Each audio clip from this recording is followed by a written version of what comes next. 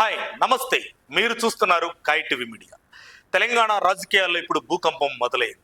Revenue మంత్రి Ponguleti Srinivasa Reddy versus BRS నేతల మధ్య మాటల యుద్ధం ముదిరి పాకాన పడింది.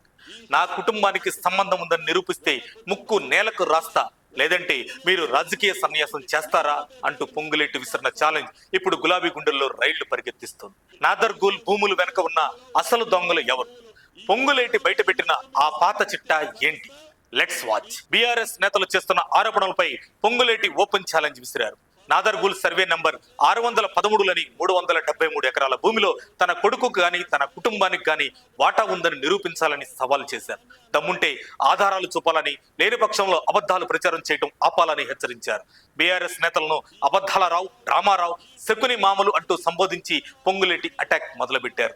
అసలు ట్విస్ట్ ఏంటంటే ఈ భూములకు సంబంధించిన రిజిస్ట్రేషన్లు, మ్యూటేషన్లు అన్ని బీఆర్ఎస్ హయాంలోనే జరిగాయని పొంగులేటి ఆధారాలు బయటపెట్టారు. 2014 సెప్టెంబర్ 1న 3 ప్రైవేట్ కంపెనీలకు రిజిస్ట్రేషన్ చేసింది ఎవరు? 2016 సెప్టెంబర్ 24న వాటిని మ్యూటేషన్ చేసింది ఎవరు? అప్పుడు అధికారంలో ఉంది బీఆర్ఎస్ కదా అని ప్రశ్నిస్తున్నారు. బీఆర్ఎస్ హయాంలో చేసిన పాపాలను ఇప్పుడు కాంగ్రెస్ ప్రభుత్వానికి అంటించాలని చూడటం వారి దిగజారుడు రాజకీయాలకు నిదర్శనమని పొంగులేటి మండిపడ్డారు. ఇక హరీష్ రావుపై పొంగులేటి చేసిన వ్యాఖ్యలు మరీ ఘాటుగా ఉన్నాయి.